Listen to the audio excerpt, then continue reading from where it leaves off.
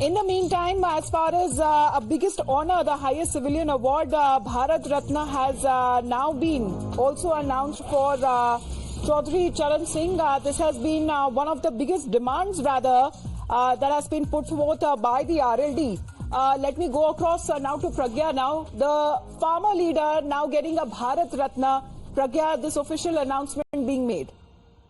Absolutely. The Prime Minister has also said that Chaudhary Charan Singh will get a Bharat Ratna. And now this has come amid the speculation that RLD is going ahead with BJP. This deal is almost final. RLD has joined NDA now. The seat sharing will be decided later, but it was also a demand of RLD during the budget session in Uttar Pradesh that Bharat Ratna should be conferred on Chaudhary Charan Singh.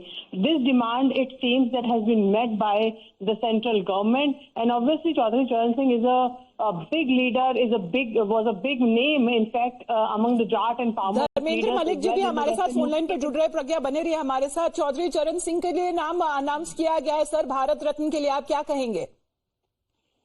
नहीं, मेरा तो बस यही कहना है कि देखिए, चौधरी चरण सिंह वास्तव में इसके हकदार थे और ये लंबे समय से लोगों की बात रही है, क्योंकि उन्होंने किसान कौम के लिए जो काम किए हैं इस देश में, उनको भुलाया नहीं जा सकता।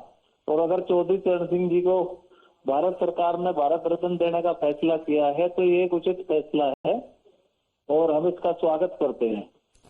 सर, इसका क्या मतलब ये होगा कि आरएलडी का पक्का है आना और जुड़ना बीजेपी के साथ?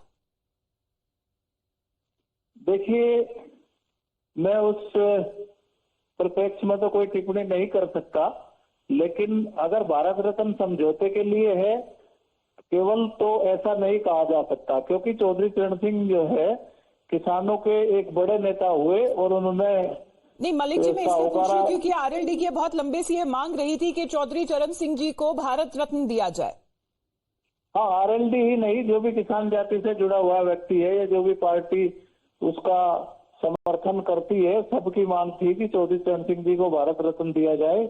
और ये जो आज आरएलडी की और बीजेपी की जो कई दिन से बात चली हुई है, इसके लिए भी एक मील का पत्थर साबित होगा और निश्चित रूप से देश की राजनीति में कुछ भी संभव है। और मेरा ये मानना है कि प्रधानमंत्री जी ने ट्वीट किया है जी, तो ये एक उसी कड़ी में कहीं ना कहीं फैसला है। चलिए, धन्यवाद आपका धर्मेंद्र जी हमारे साथ जुड़ने के लिए। और प्रधानमंत्री Narendra Modi, the prime minister, has also been announcing not just one but this highest civilian award that will be conferred also to two other individuals, that is Dr. M.S. Swaminathan ji as well, in recognition to the monumental contributing to the nation, especially when it comes to agriculture and farmers. The green revolution, as far as M.S. Swaminathan has also been associated with, and